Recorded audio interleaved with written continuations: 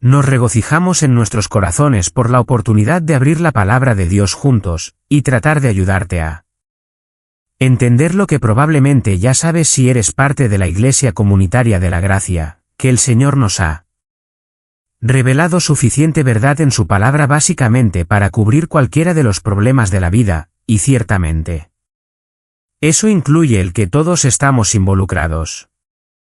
Al mirar hacia atrás, bueno, ahora, unos 51 años de ministerio aquí en la Iglesia de la Gracia, recuerdo que a lo largo de los años básicamente hemos ido libro por libro, capítulo por capítulo, verso por verso, a veces palabra por palabra. Hemos trabajado nuestro camino a través de todo el Nuevo Testamento, volviendo a recoger algunos libros por segunda vez. Básicamente en los primeros años predicamos a través del Antiguo Testamento. Llegamos hasta el Salmo 72, si recuerdo bien, una serie que estábamos haciendo los miércoles por la noche. Y así, básicamente exponiendo la palabra de Dios verso por verso. Pero ocasionalmente a lo largo de los años, también hemos tenido algunos momentos muy importantes en nuestra iglesia cuando abordamos una doctrina, una categoría teológica, una verdad teológica, y esas series también han sido útiles. Ocasionalmente, más allá de la predicación expositiva normal e incluso esas series doctrinales que hemos hecho, nos hemos visto obligados a abordar eventos algo raros, supongo que podrías decir, cosas que dominan tanto la sociedad que todos se vuelven conscientes de ellas, si no todos en el mundo, ciertamente todos alrededor de la Iglesia Comunitaria de la Gracia. Y pienso en esos tipos de momentos cuando entré en este púlpito y abordé un tema que de alguna manera se había vuelto tan generalizado que no podía ignorarlo. Creo que la primera vez que eso ocurrió fue en marzo de 1988. Había un evangelista de televisión muy famoso, conocido básicamente por cualquiera que tuviera un televisor en esos días por el nombre de Jimmy Swaggart. Hubo una caída masiva que ocurrió en su vida, tanto que fue recogida por todos los medios de comunicación. Y recuerdo haber dado una lección de la caída de este evangelista, una lección en torno a la idea del naufragio moral. Era algo que no podía evitar porque estaba tan presente en las noticias. Fue un par de años más tarde, el 19 de enero de 91 que los Estados Unidos participaron en la apertura de lo que se conoce como la Guerra del Golfo.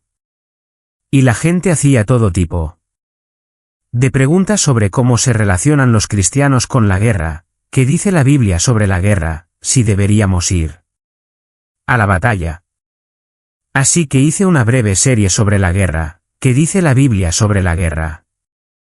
Fue solo un año después que aquí en Los Ángeles, de hecho, fue en mayo, el 3 de mayo, que tuvimos un evento que marcó nuestra ciudad durante mucho tiempo. Se conocía como los disturbios. También estaba, por supuesto, en los medios globales, y necesitaba abordar eso desde una perspectiva bíblica. Así que lo hice.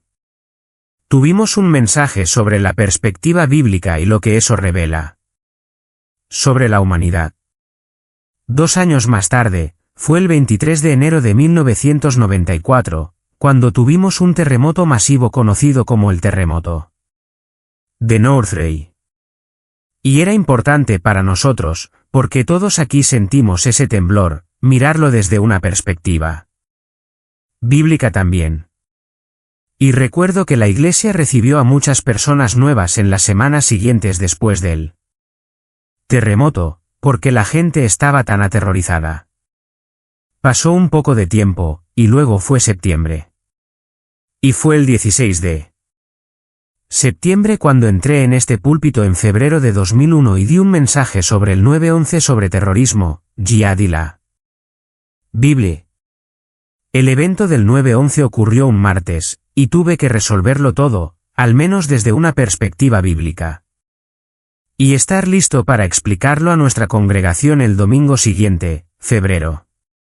Pasaron 11 años antes de que sintiera que había otro problema que alcanzaba el nivel donde teníamos que detener todo y abordarlo, y fue el 23 de septiembre de 2012.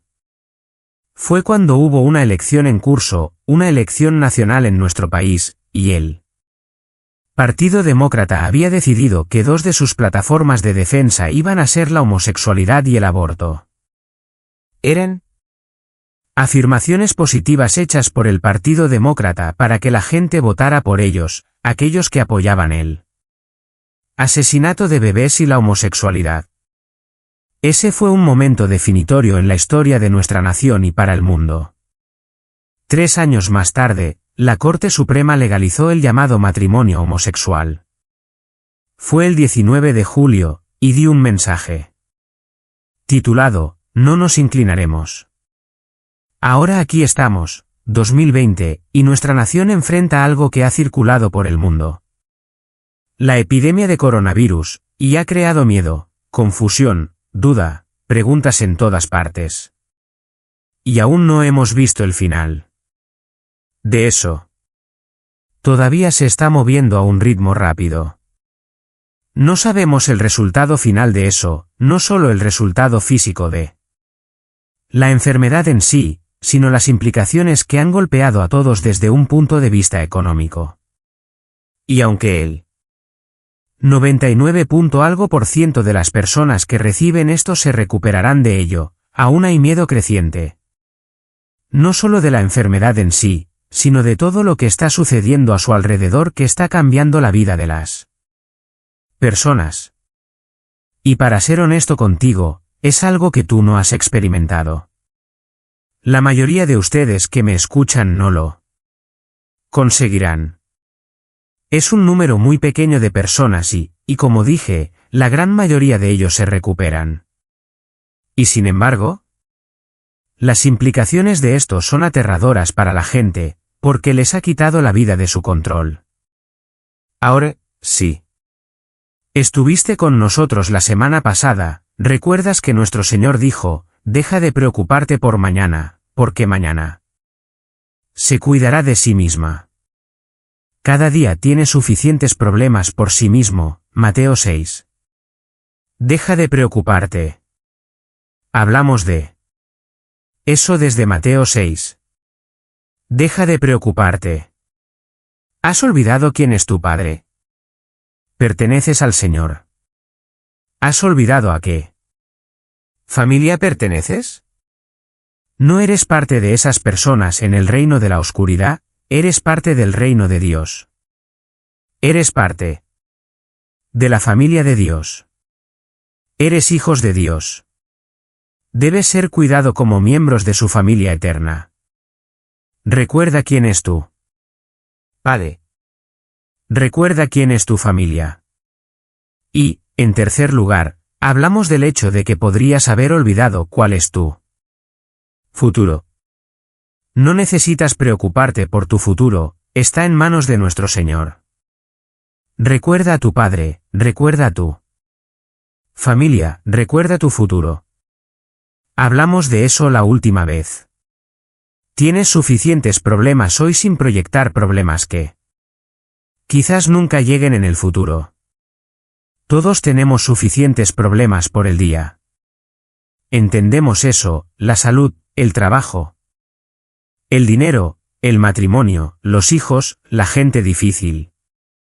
Quiero decir, entendemos todas las categorías que nos traen problemas. Pero es más de lo que nunca ha sido en la historia humana, y tenemos que admitir eso, y esto es una buena ilustración de eso. Si solo supieras lo que está sucediendo en tu familia, y lo que está sucediendo en tu vecindario, y lo que está sucediendo en el pequeño círculo en el que vives, probablemente no tendrías miedo de nada, porque no sabrías que hay algo allí afuera que tiene el potencial de hacer daño no sería conocido por ti. Eso que existe quizás ni siquiera lo sabrías, y vivirías tu vida con cierta simplicidad. Ya no vivimos en ese mundo. todos sabemos todo, y lo que eso hace es básicamente agregar a la carga que llevamos. Es suficiente lidiar con los problemas en tu propia vida. Y.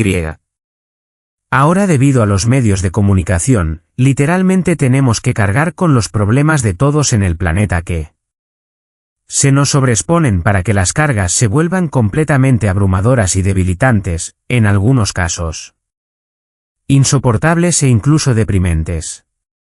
El mundo puede ser un lugar difícil. Isaías 8:22 dice, mira a la tierra y contempla, angustia y oscuridad y la penumbra de la angustia. ¿Entendemos eso? En un nivel más personal, Salomón, escribiendo en Eclesiastés, capítulo 2, dijo, odié la vida, porque la obra que se había hecho bajo el sol era penosa. Para mí, porque todo es futilidad y esfuerzo tras viento, porque todos los días de un hombre su tarea es dolorosa y penosa, incluso por la noche su mente no descansa. Ahora ese es un hombre sin medios de comunicación.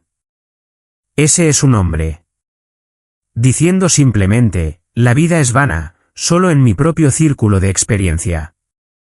Jesús dijo en Juan 16:33, en el mundo tendrás tribulación, tendrás problemas. La palabra en griego es en realidad presión. La Biblia, sin embargo, siempre nos dice esto, que Dios está en los problemas. Dios está en los problemas. No solo está mirándolos.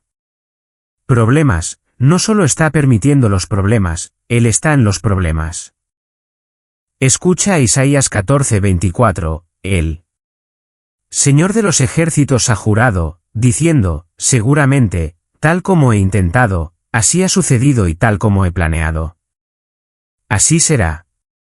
De nuevo, Isaías dice en el capítulo 46, mi propósito se establecerá, y cumpliré todo mi buen placer. Verdaderamente he hablado, verdaderamente lo llevaré a cabo. Lo he planeado, seguramente lo haré. ¿Y de qué está hablando Dios? De todo, realmente todo. En el profeta Amós, se hace una declaración, en realidad un par de declaraciones. En el tercer capítulo de Amós que quiero leer para ti. Amós es un libro muy breve, pero muy rico, y esta parte en particular es muy útil para nosotros mientras pensamos en nuestro estrés actual. Amós capítulo 3, versículo 6, sí. ¿Se toca una trompeta en una ciudad, no temblarán las personas? Si ocurre una calamidad en una ciudad, no lo ha hecho ¿el Señor? Algunas personas quieren despojar a Dios de la responsabilidad de lo que sale mal. Ese no es el enfoque. ¿Correcto? Si ocurre una calamidad en una ciudad, ¿no lo ha hecho el Señor? El siguiente versículo, versículo 7 de Amós 3, seguramente el Señor Dios no hace nada a menos que revele su consejo secreto a sus siervos, los profetas. Así que Dios es quien hace las cosas. Incluso las calamidades se hacen dentro del marco de la voluntad del Señor.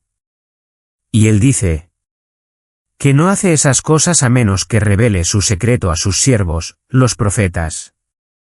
Lo que nos dice es que en la historia antigua registrada en la palabra de Dios, cuando Dios trajo una calamidad, era inevitablemente un juicio, y ese juicio tenía una advertencia.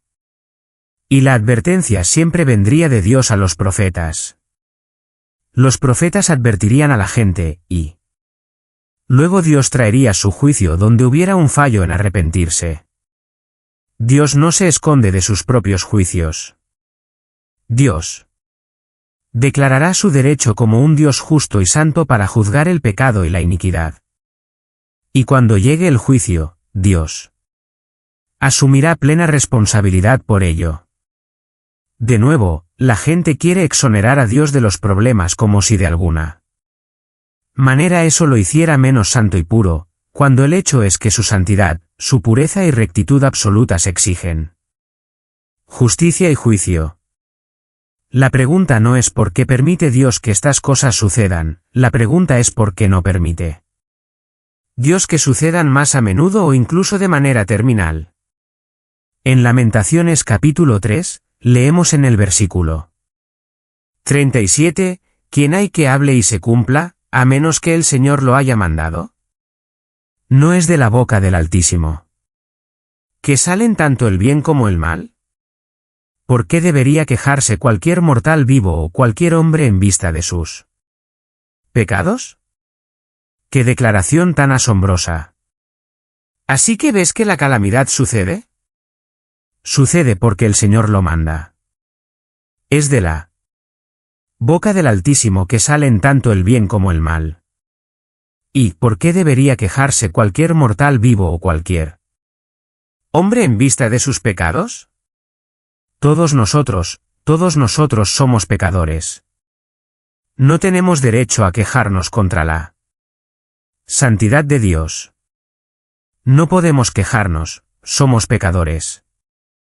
Hubo un libro escrito por el rabino Kastner hace años llamado ¿Por qué les pasan cosas malas a las personas buenas? Y pasó capítulo tras capítulo tras capítulo tratando de discutir ¿por qué les pasan cosas malas a las personas buenas? Y el libro podría haber sido muy simple. El título habría sido ¿por qué les pasan cosas malas a las personas buenas? Abres el libro y debería haber dicho una cosa, no hay personas buenas. No hay personas buenas. ¿Por qué les pasan cosas malas a las personas buenas?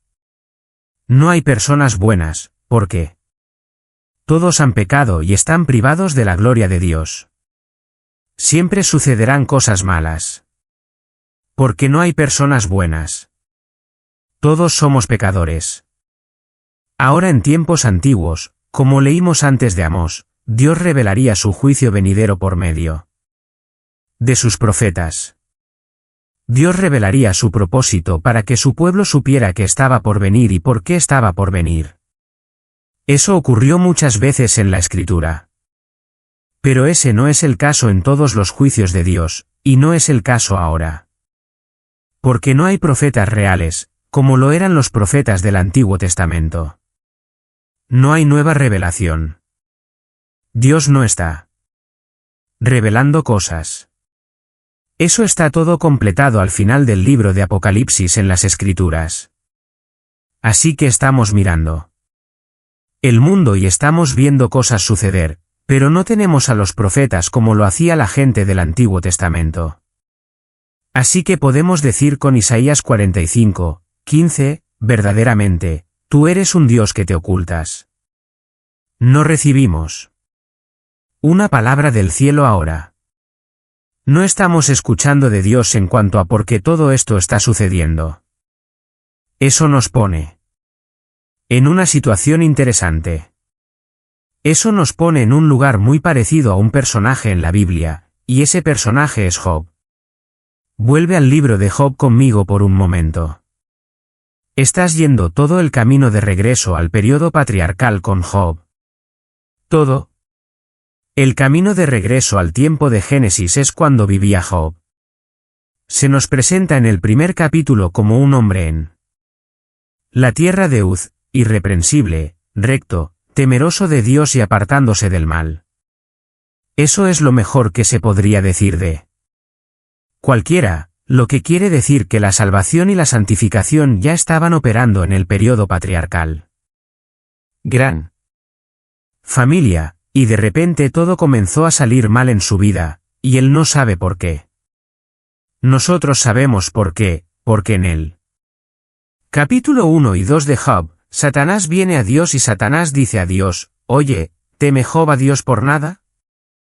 En otras palabras, la razón por la que Job te teme, la razón por la que es justo, la razón por la que es un buen hombre, la razón por la que te adora de la manera en que lo hace es porque tú lo has bendecido grandemente.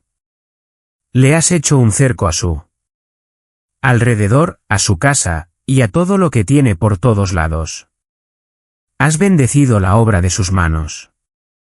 Le has dado posesiones. Han aumentado en la tierra. Entonces Satanás dice a Dios, pero extiende tu mano y toca todo lo que tiene y te maldecirá. A tu fe. Job solo te adora, te sirve porque lo has bendecido. Quita la bendición, te maldecirá. Así que esta es una prueba, ¿será un hombre fiel y justo cuando se le quite todo? Y la historia se desarrolla desde allí. Dios dice, voy a probar el carácter de la fe salvadora. Voy a probar el poder de la vida espiritual. Voy a probar el poder de la santificación. Y así Dios permite que Satanás desate todo tipo de horrores sobre Job. Y Job pierde todo. Sus amigos vienen y le dan realmente malos consejos. Y él está luchando con todo esto. Está luchando porque no entiende. No sabe de la conversación entre Dios y Satanás. Dios está oculto. La conversación está oculta. Él no sabe por qué está sucediendo. Sus amigos le dan respuestas equivocadas. Le dan buena teología en un sentido genérico, pero mal aplicada irrelevante en su caso. Finalmente, después de escuchar malos consejos y malas percepciones y condena de sus amigos que no es legítima, Dios habla. Eso está en el capítulo 38 de Job. Quizás quieras mirar eso por un momento.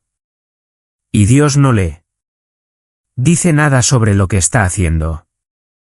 Dios no dice, mira, Satanás y yo estábamos en una confrontación, y esto es porque estoy haciendo esto, porque quiero probar la validez de tu fe. Quiero probar que la fe salvadora es eterna y no puede romperse. Quiero probar el poder de la santificación. Él no dice nada sobre eso. No le dice a Job nada sobre la conversación con Satanás. Así que aquí, Dios oculta la realidad. Y lo que Dios hace desde el capítulo 38 al 41 es solo una andanada de preguntas que esencialmente le dicen a Job, ni siquiera tienes derecho a hacer esta pregunta. El Señor dice, ¿quién es este que oscurece el consejo con palabras sin conocimiento? Ahora ciñe tus lomos como un hombre, y te preguntaré y tú me instruirás. ¿Dónde estabas cuando puse los cimientos de la tierra? ¿Dónde estabas? Versículo 6. ¿Cuándo se hundieron sus bases? ¿Dónde estabas cuando las estrellas de la mañana cantaban juntas y todos los hijos de Dios gritaban de alegría? Hablando de los ángeles, muy probablemente en la creación. ¿Dónde estabas cuando hice el mar? ¿Dónde estabas cuando hice las nubes? Versículo 12. ¿Alguna vez en tu vida has ordenado la mañana, has hecho que el amanecer conociera su lugar? Solo continúa así. Versículo 16. ¿Has entrado en las fuentes del mar o has caminado en los recovecos del abismo? ¿Te han sido reveladas las puertas de la muerte?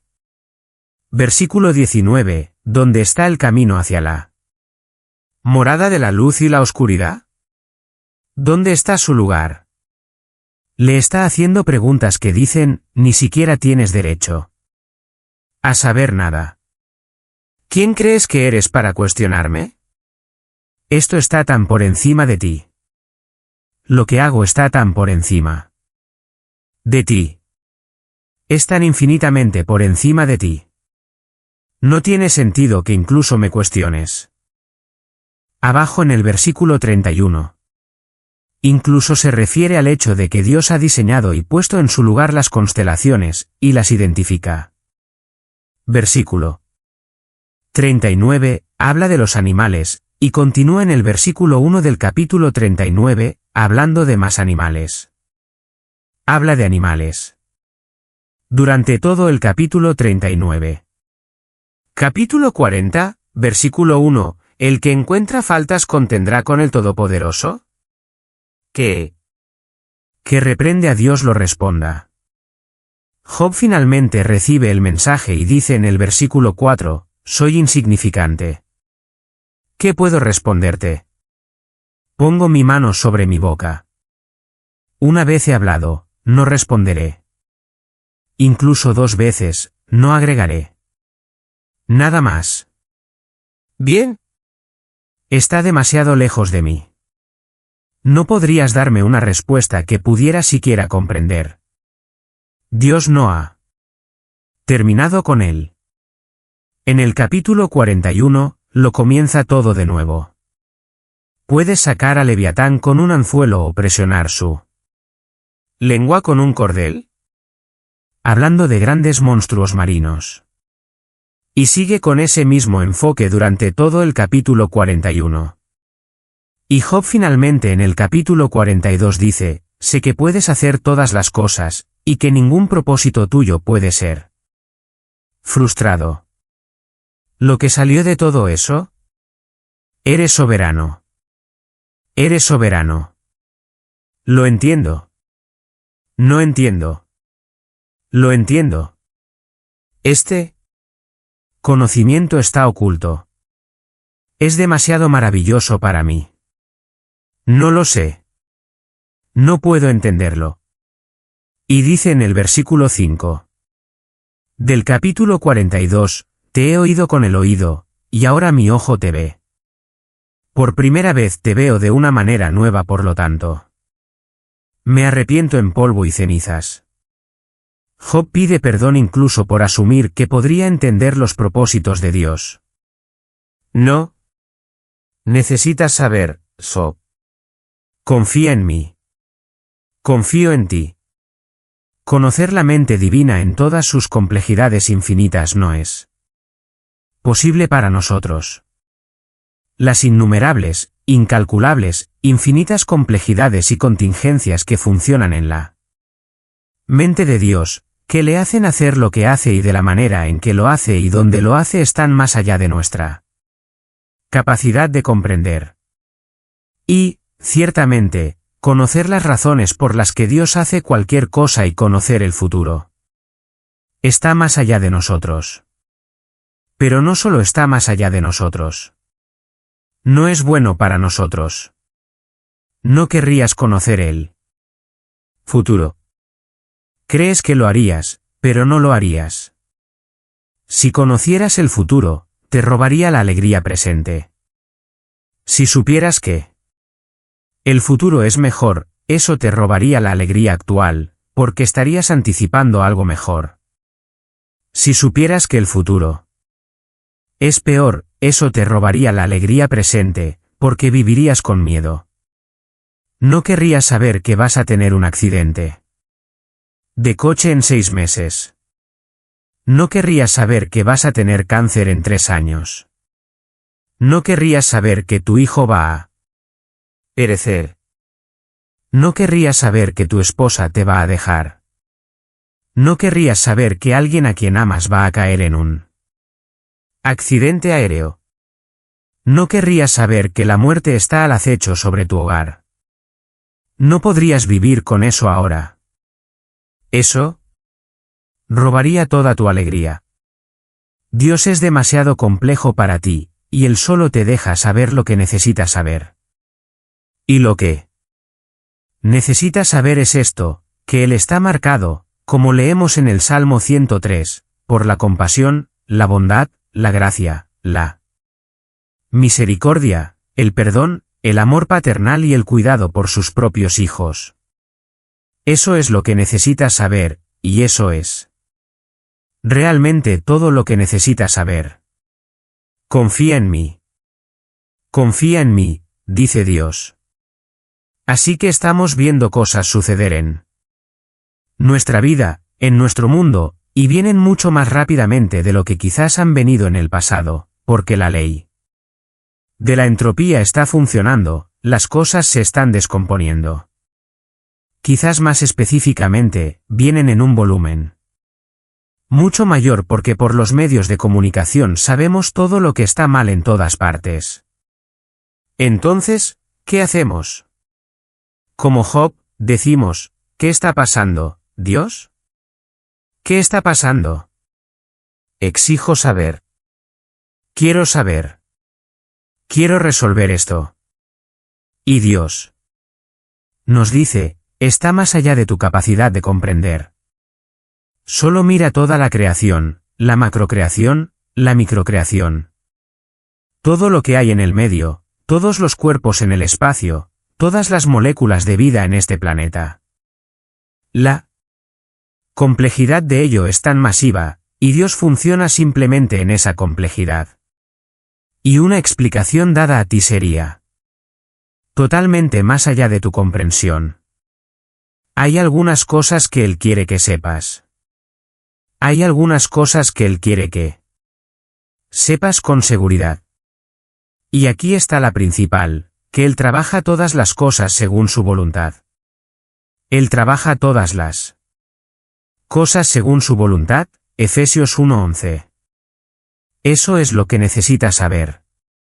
Y luego necesitas saber esto, Romanos 8:28, que Él trabaja todas las cosas juntas para el bien de aquellos que aman a Dios y están llamados según su propósito. Así que Él hace todo según su voluntad en el universo. Y Job es el testimonio de Dios de que Él dirige todo en el universo. Incluso se especificó en esos capítulos, como señalamos.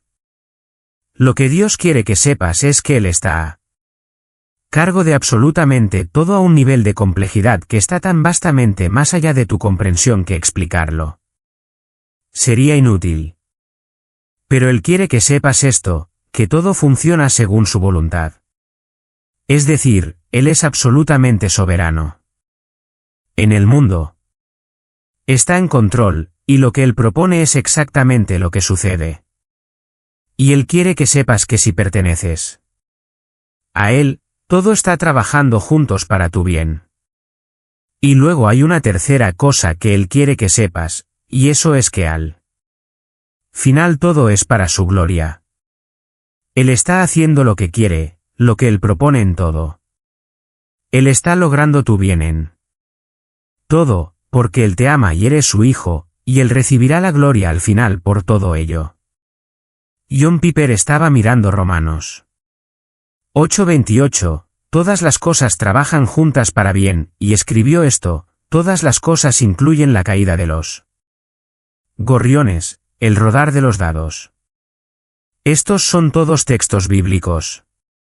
La caída de los gorriones, el rodar de los dados, la matanza de su pueblo, las decisiones de los reyes, la pérdida de la vista, la enfermedad de los niños, la pérdida y la ganancia de dinero, el sufrimiento de los santos, la finalización de los planes de viaje, la persecución de los cristianos, el arrepentimiento de las almas, el don de la fe, la búsqueda de la santidad, el crecimiento de los creyentes, la entrega de la vida y la toma en la muerte, y la crucifixión de su Hijo. Y como leí en Isaías 46, Dios dice, mi consejo se mantendrá. Haré todo mi placer. De hecho, lo he dicho. También lo llevaré a cabo. Lo he propuesto. Lo haré. Esto no quiere decir que Dios crea el mal.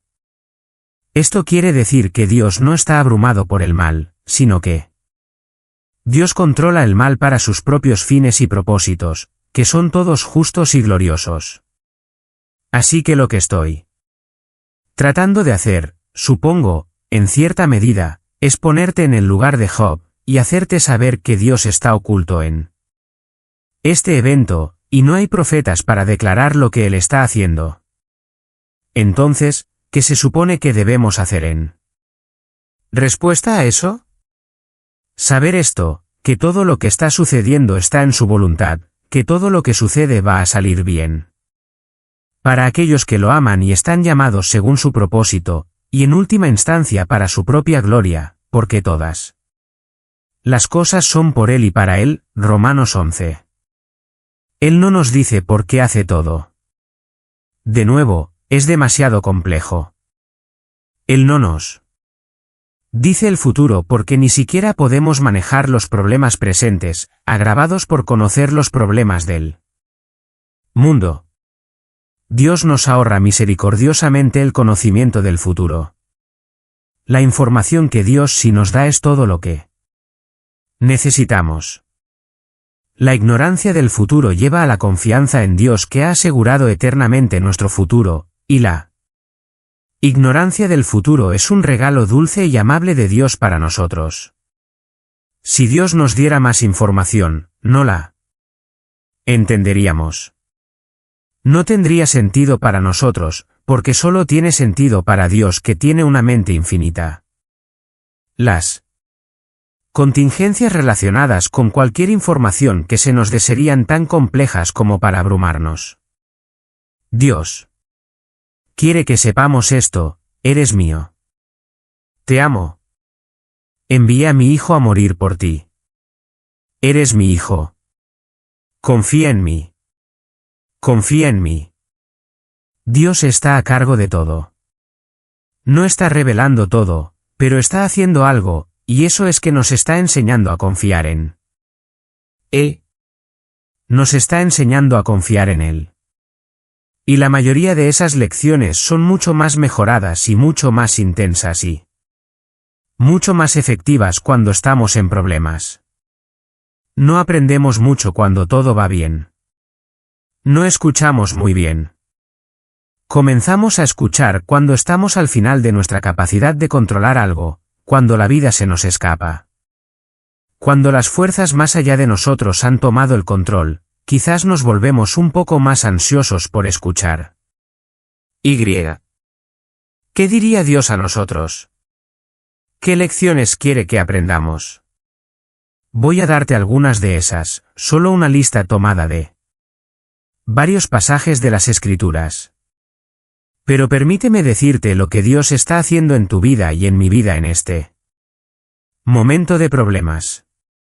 Número 1. Dios usa los problemas. Y esto es en un sentido general, es en un sentido amplio, pero es aplicable en un sentido específico. Dios usa los problemas para probar la fuerza de nuestra fe. Dios usa los problemas para probar la fuerza de nuestra fe.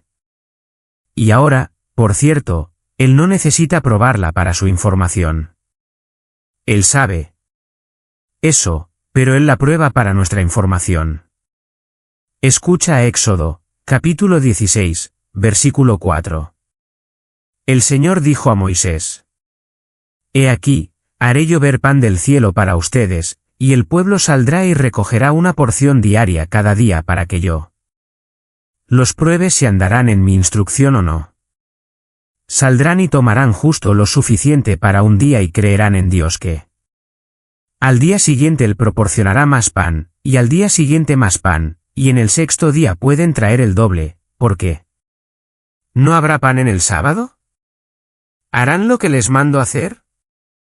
Esa es una prueba. La prueba fue que necesitaban comida. No sabían de dónde iba a venir esa comida. ¿Estarían dispuestos a hacer lo que Dios dijo cuando esencialmente estaban poniendo sus vidas en juego? La noción probablemente entraría en la mente de cualquier persona judía en el desierto en ese momento: voy a conseguir todo lo que pueda. Harían con el pan lo que todos están haciendo con el pan ahora en el mercado. Hay un pánico hacia el acaparamiento, que es una prueba de fe. ¿Crees que Dios proporcionará al día siguiente? Él te dijo un día a la vez: esta es una prueba para ver si realmente confías en Él. En Deuteronomio, capítulo 8, Dios todavía está probando al pueblo de Israel. Todos los mandamientos, versículo 1, que te estoy mandando hoy debes tener cuidado de hacer, para que vivas y te multipliques. Entra y posee la tierra que el Señor juró dar a tus padres. Debes recordar todo el camino por el que el Señor tu Dios te ha guiado en el desierto estos 40 años, para humillarte, probándote para saber qué había en tu corazón, si guardarías sus mandamientos o no. Así que te humilló y te dejó tener hambre, y te alimentó con maná. En otras palabras, todo lo que está sucediendo en términos de una privación te empuja hacia una categoría de confianza para averiguar la fuerza de tu fe. Otra ilustración de esto se puede encontrar en la profecía de Habacuc. Habacuc ve la perdición en el horizonte, y dice en la apertura de su profecía, la oracle que Habacuc el profeta vio: ¿cuánto tiempo, oh Señor, llamaré por ayuda y no oirás? Grito a ti, violencia tú no salvas. ¿Por qué me haces ver la iniquidad y me haces mirar la maldad? Sí, la destrucción y la violencia están ante mí. Existe la lucha, y surge la contienda. Por lo tanto, la ley es ignorada, y la justicia nunca se mantiene, porque los malvados rodean al justo. La justicia sale pervertida. ¿Estás mirando? Mira a las naciones, observa, dice Dios, porque estoy haciendo algo en tus días que no creerías si te lo dijeran. No se ve bien. Confía en mí. Confía en mí. Esa es la lección. Esta es una prueba de la fe de Habacuc. ¿Cómo le fue con la prueba? Bueno, en el tercer capítulo de Habacuc hay una de las porciones más maravillosas de las Escrituras en cualquier lugar. Versículo 16, el final del capítulo 3, el final de la profecía: oí de Dios, y mis entrañas temblaron. Al sonido mis labios temblaron, la decadencia entra en mis huesos, y en mi lugar tiemblo, porque debo esperar en silencio el día de la angustia, por las personas que se levantarán que nos invadirán. Está aterrorizado, porque la profecía le está diciendo que los invasores vienen, y vienen con poder y juicio sobre el pueblo judío. Pero nota su fe, versículo 17, aunque el árbol de higo no florezca y no haya fruto en las vides, aunque el rendimiento del olivo falle, y los campos no produzcan comida, aunque el rebaño sea cortado del redil, y no haya ganado en los establos. Mira, es un tipo agrario, vive en una cultura agraria. Si todo lo que es predecible, los árboles de higo floreciendo, la fruta apareciendo en las vides, el aceite de oliva no fallando.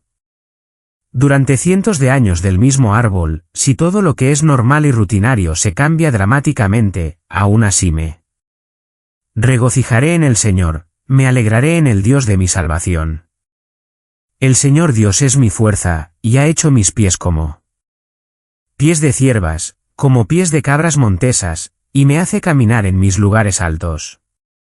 Y, de hecho, da instrucciones para convertirlo en una canción para el director del coro con un instrumento de cuerda. Si todo en mi mundo que se es rutinario y normal desaparece, se altera tan dramáticamente como si no existiera. Me alegraré en el Dios de mi salvación. El Señor Dios es mi fuerza. Soy como una cabra montesa en lugares altos. Esta es la razón por la que Dios trae problemas, no necesita explicarnos nada. Lo que hace en esos problemas, en primer lugar, es poner a prueba nuestra fe en Él. Segundo Crónicas 32:31 dice acerca de Ezequías: Dios lo dejó para ponerlo a prueba para que supiera lo que había en su corazón.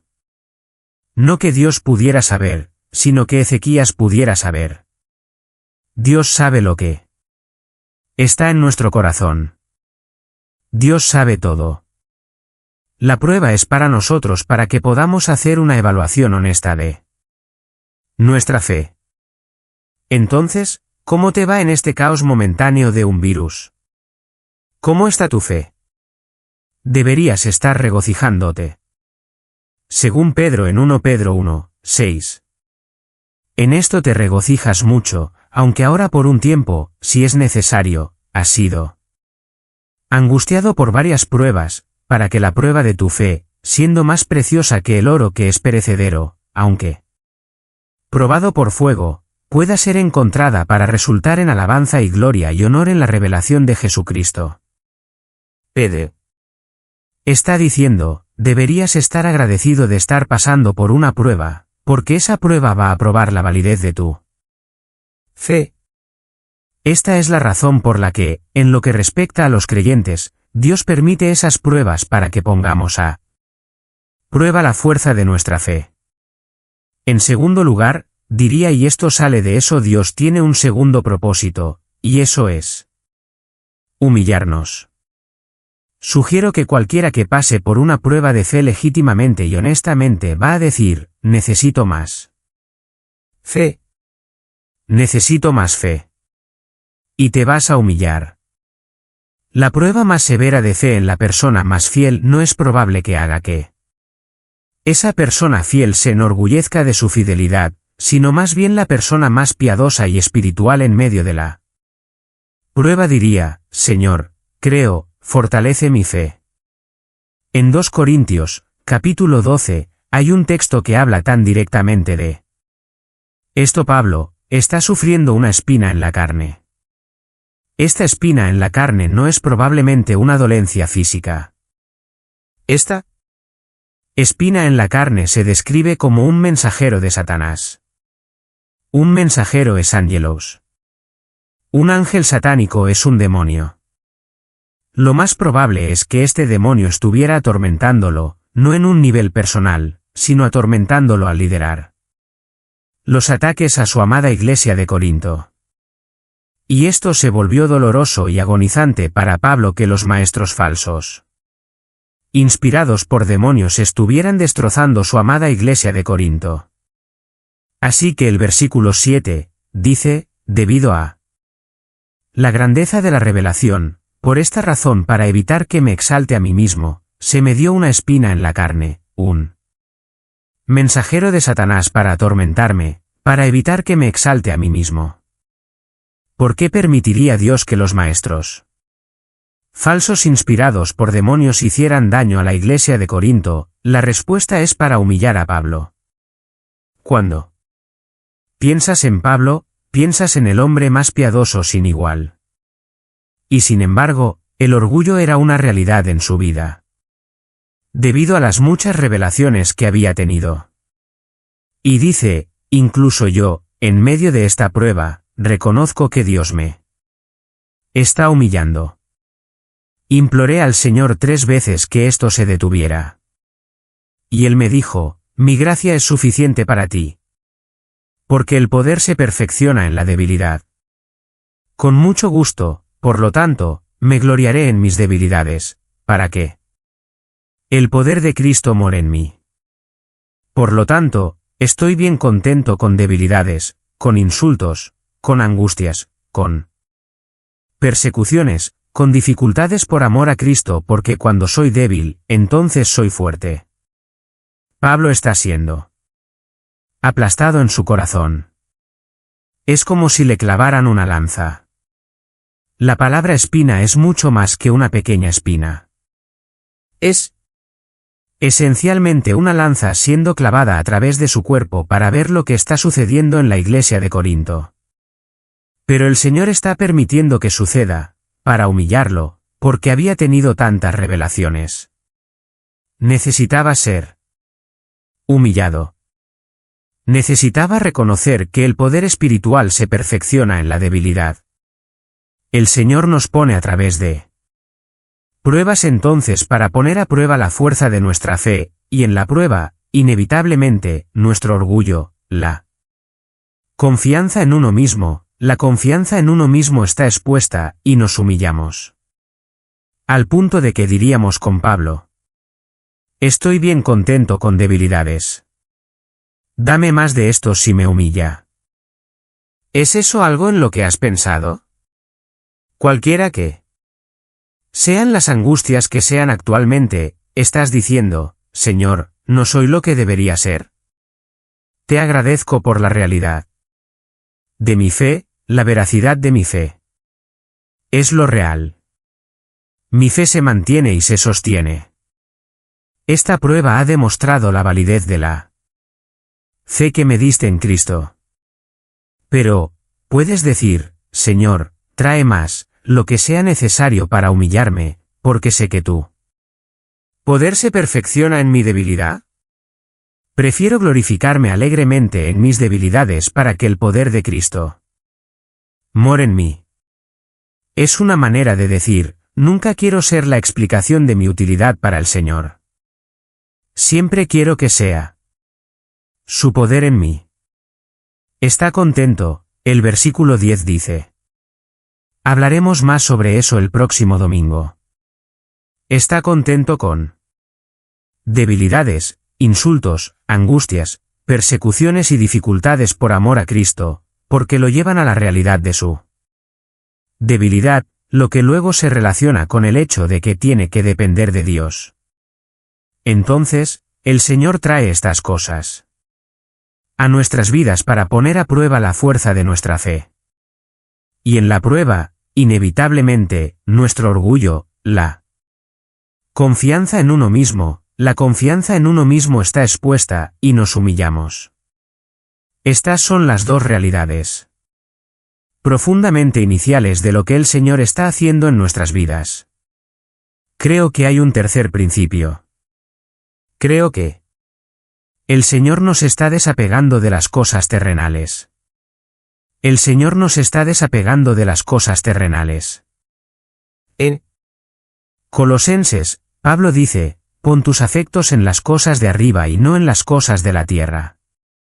Sabemos eso, creemos eso. Pero eso es difícil de hacer, porque estamos tan envueltos con las cosas de la tierra. Y no estamos viviendo en una cultura que sería como la cultura bíblica donde las cosas de la tierra eran bastante minimalistas, donde no creo que hubiera unidades de almacenamiento locales que tuvieras que alquilar para poner tus cosas en ellas. La vida era escasa. Tenías la ropa en tu espalda y quizás un cambio o dos. Tenías comida para unos días, y luego tenías que encontrar una manera de conseguir más comida. Tenías que cultivar esa comida. Tenías que procesar eso tú mismo. Pero incluso en ese mundo, era fácil quedar atrapado con las empresas terrenales. Entonces Pablo dice, pon tu mente en las cosas de arriba. No en las cosas de la tierra, porque has muerto, tu vida está escondida con Cristo en Dios. ¿Cuáles son esas cosas terrenales de las que necesitas apartarte? Inmoralidad, impureza, pasión, deseo maligno, codicia. Una vez caminaste en esas cosas, apártalas junto con la ira, la malicia, la calumnia, el habla abusiva. No mientas. Ponte el nuevo yo, renovado en un verdadero conocimiento según la imagen de aquel que te creó. Sé marcado por la compasión, la bondad, la humildad, la gentileza, la paciencia, soportándoos unos a otros, perdonándoos unos a otros. Quien quiera que tenga una queja contra alguien, así como el Señor te perdonó, también deberías hacerlo tú. Más allá de todas estas cosas ponte amor, que es el vínculo perfecto de unidad. Deja que la paz de Cristo gobierne en tu corazón, a la cual de hecho fuiste llamado en un solo cuerpo, y sé agradecido. Y luego deja que la palabra de Cristo more ricamente dentro de ti en toda sabiduría, enseñando y amonestando unos a otros con salmos y himnos, y canciones espirituales, cantando con agradecimiento en tu corazón a Dios. Hagas lo que hagas en palabra o hecho, hazlo todo en el nombre del Señor Jesús, dando gracias a través de él a Dios Padre. Boa. Esa es una vida piadosa. Eso es lo que significa poner tu mente en las cosas de arriba y no en las cosas de la tierra. Uno de los beneficios de una prueba masiva como esta es el hecho de que hay cierto sentido en el que se ha establecido el botón de reinicio en todas nuestras vidas. No sabemos cómo será el próximo capítulo. Pero sí sabemos esto, que es para nuestro bien, según la voluntad de Dios, y traerá gloria a Él. y así. Nos acercamos a esto con alegría, y paz, y amor, y pureza, y santidad, y virtud, y bondad. En otras palabras, abrazamos todas esas realidades celestiales que nos han sido confiadas por la obra del Espíritu Santo en nuestros corazones. Hay una cuarta realidad que también es importante, y es esta: las pruebas nos llaman a la esperanza celestial. Las pruebas nos llaman a la esperanza celestial. En 2 Corintios, capítulo 4, Pablo cierra este capítulo reconociendo las dificultades. Versículo 16 de 2 Corintios 4, por lo tanto, no perdemos el ánimo. Pero aunque nuestro hombre exterior se está decayendo, nuestro hombre interior se está renovando día a día. No solo estamos enfocados en esas cosas que son celestiales, sino que estamos enfocados en medio de los problemas en la renovación del hombre interior. En otras palabras, hemos sido destetados del mundo. Ahora estamos caminando más en el Espíritu, y estamos en contacto con lo que el Señor está haciendo en nuestros corazones. Versículo 17, porque la aflicción ligera momentánea está produciendo para nosotros un peso eterno de gloria mucho más allá de toda comparación. En otras palabras, cómo respondes a la prueba está directamente relacionado con tu recompensa eterna. Mientras miramos, dice en el versículo 18, no a las cosas que se ven, sino a las cosas que no se ven, porque las cosas que se ven son temporales, pero las cosas que no se ven son eternas. Continúa diciendo, estamos solo en una tienda terrenal. Y si ésta se desgarra, tenemos un edificio de Dios, una casa no hecha con manos eterna en los cielos. Porque ciertamente en esta casa gemimos, anhelando ser vestidos con nuestra morada celestial. Cuando las cosas comienzan a ser quitadas de ti en este mundo, tu enfoque cambia a la gloria eterna. En el lenguaje de Romanos 8, estás buscando la redención del cuerpo. Ya has tenido la redención del alma. Estás buscando la redención del cuerpo cuando seamos cambiados a la misma imagen de Jesucristo. Solo un par de otras cosas en las que pensar. Esto sería un quinto trabajo del Señor en este proceso de pasar por problemas. Dios diseña problemas para revelar lo que realmente amamos, para revelar lo que realmente amamos. ¿Qué amas? Esta es la clase de situación que lo revelará. ¿Hay algo especialmente querido para ti? Va a aparecer en un momento de estrés. No puedo evitar ir a ningún lado en mi pensamiento sino a Génesis 22 cuando ocurre la situación más horrible de todas. A un hombre le dice Dios que quite la vida de su hijo amado, hijo del pacto. El hombre es Abraham, el hijo es Isaac. Y Dios dice, quiero que le quites la vida. Todas las esperanzas de Abraham y todas sus conexiones con la promesa de Dios estaban en Isaac. Pero Abraham lo tomó. Génesis 22 dice, ató a su hijo Isaac, versículo 9, lo puso en el altar sobre la leña, estiró su mano, tomó el cuchillo para matar a su hijo. Pero el ángel del Señor lo llamó desde el cielo y dijo, Abraham, Abraham. Y él dijo, aquí estoy. Él dijo, no estires tu mano contra el muchacho. No le hagas nada, porque ahora sé que temes a Dios. Temor, no en el sentido de terror, sino en el sentido de respeto. Abraham tiene tanto respeto por Dios que cuando Dios le dice que le quite la vida a su hijo, está listo para clavar el cuchillo. El escritor de Hebreos nos dice que había en la mente de Abraham, y era esto, que él creía en la promesa del pacto de Dios tan fuertemente que sabía que Dios resucitaría a Isaac de entre los muertos para cumplir ese pacto. No hay duda de que Abraham amaba a Isaac. También no hay duda de que amaba a Dios más. Eso es lo que sucede en tiempos de angustia. Lo que realmente amas, a quien realmente amas se hace manifiesto. Y si realmente amas a Dios, entonces en medio de toda la angustia, te estás regocijando porque Dios está en la angustia. Es su voluntad para tu bien y para su gloria. Escucha a Deuteronomio 13. Versículo 3. No escuches las palabras de ese profeta o ese soñador de sueños, un falso profeta. Porque el Señor tu Dios te está probando para averiguar si amas al Señor tu Dios con todo tu corazón y con toda tu alma. Debes seguir al Señor tu Dios y temerle, y guardar sus mandamientos, escuchar su voz, servirle y aferrarte a él. ¿Es eso lo que estás haciendo en esto? Estás descubriendo a quien realmente amas. Hay otro principio que Dios está trabajando en nuestras vidas a través de esto.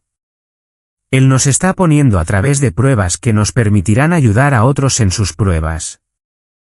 Pienso en Lucas 22 donde Jesús dice, Pedro, vas a pasar por esto, vas a negarme, en 3 ocasiones múltiples veces. Pero al final, cuando te conviertas y cuando vayas en la dirección correcta, fortalecerás a los hermanos, fortalecerás a los hermanos. El Dios de todo consuelo, dice Pablo, nos consuela para que podamos consolar a otros. Este es el trabajo de Dios. Nos volvemos más útiles para otros. Nos volvemos más devotos al Señor porque lo amamos más que a cualquier otra cosa, y cualquier otra cosa que pueda ser quitada de nosotros solo nos deja con menos, lo que hace que sea más fácil enfocarnos en aquel que realmente importa, y eso es Dios. ¿Estás descubriendo que lo amas con todo tu corazón y con toda tu alma? Esa es la prueba. Y al final, la palabra final es bastante simple, Dios hace lo que le trae gloria. Si lo amas, te regocijas en esa realidad. Cantamos sobre eso.